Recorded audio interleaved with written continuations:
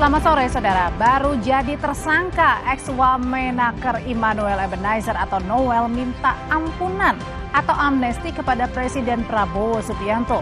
Noel saudara membantah terlibat kasus pemerasan sertifikasi K3 seperti yang diungkap KPK.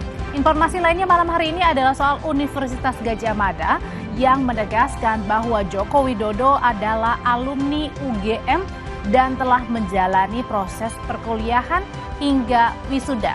Saudara, Anda menyaksikan Sapa Indonesia Malam. Anda bersama saya, Audrey Chandra.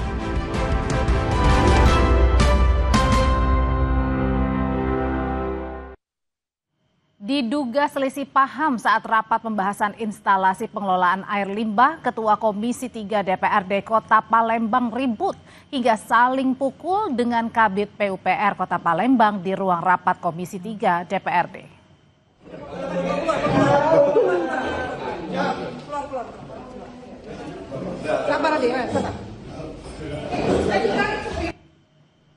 Rapat pembahasan instalasi pengelolaan air limbah di ruang rapat Komisi 3 DPRD Kota Palembang berujung ricuh. Suasana rapat yang semula berjalan dengan tenang berubah menjadi panas setelah keduanya terlibat selisih paham terkait pencairan dana proyek IPAL di kawasan lapangan sepak bola Hatta Kota Palembang. Kericuhan reda setelah pihak keamanan melerai. Kejadian ini terjadi pada hari Selasa 5 Agustus lalu, namun videonya baru viral di media sosial pada Jumat kemarin 22 Agustus. Pasca kejadian, ASN PUPR yang terlibat dalam keributan bahkan sempat melaporkan kejadian ini ke Polda Sumatera Selatan, namun kasus ini berakhir damai. Alhamdulillah bertabayun, tidak ada masalah apapun, hanya kesalahpahaman.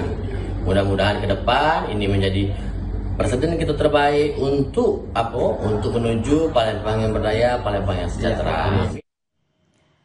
Seorang wartawan di Grobogan, Jawa Tengah dianiaya 2 orang saat hendak pulang ke rumah. Akibatnya korban mengalami sejumlah luka di tubuh dan kepala.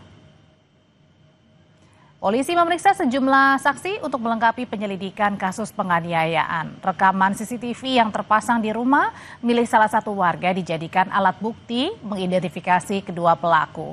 Berdasarkan analisis pemeriksaan, korban dianiaya dengan senjata tajam. Tapi motifnya hingga kini belum diketahui karena 2 terduga pelaku masih buron. Mendatangi TKP, memeriksa beberapa saksi, dan sementara untuk kita mengarah ke identitas pelaku, sampai saat ini penyidik masih melakukan pendalaman.